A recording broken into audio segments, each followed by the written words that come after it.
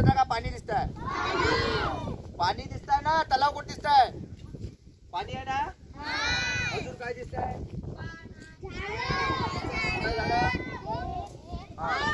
झाडं कसे आहेत? अशी कशी आहेत ते झाडं?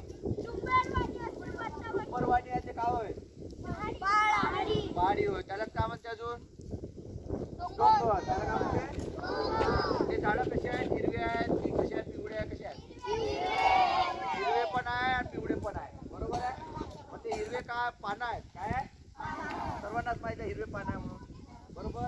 मग तुम्हाला हा जो पाणी दिसतंय मग पाण्याच्या बिलकुल काठावरचे झाडं कशी दिसताय सांगा? वारल्या आहे का नाही? वारल्या. तुम्हाला तर माहित आहे की झाडाला पाणी दिलं तर झाड मोठा होते म्हणून. बरोबर आहे. झाडाला जर पाणी जर राहिलं तर काय होते? मोठे. मग झाड वारायला पाहिजे का? मोठे व्हायला पाहिजे की नाही? पण पाणी असल्यामुळे हिरवे राहायला पाहिजे. बरोबर आहे का नाही? मग झाडं काढून वारले की पाण्याजवळच आहे तरी पाणी नाही भेटलं. हा पाण्यामध्ये होते म्हणजे त्याच्या चुकले का होते? वाढले का? काऊन वाढले असतील? समोर कशी म्हणते इकडून काऊन वाढले?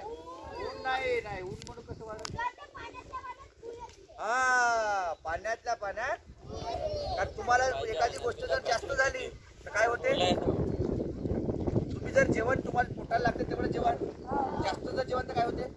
पचन होते की नाही? नाही तर उलट्या नाही होत. हे जर का झाडाचं आहे पाणी पाहिजे पण जर जास्त जर झालं तर काय होते? झाड होईल. मग त्याच्यापैकी त्या काय झालं? जास्त पाणी झालं म्हणून सर्व झाडं काय झाले? काठावरची झाडं. मग ते झाडं वाढले आहेत का? नाही. मग आता हा पाणी कुठून आला असेल? हा पाणी कुठून आला असेल? वरून आला. पण कसा आला? डायरेक्ट वरून आल्याबरोबर संगरला पाणी आला नाही. कसा आला? नाही. बरोबर पहा. निरीक्षण करा. हा जे पहाड आहे पहाडावर जिकडे खालभाग आहे आपण पहाड तिकडे आहे आणि खालन भाग कुणाकडे आहे? तिकडे. मग त्या पहाडावर जो पाऊस पडते तो पाऊस कुठे येतो सर? येतं. बरोबर आहे की नाही? मग तुम्हाला सांगितलं होतं की समुद्राचं पाणी कसं असते?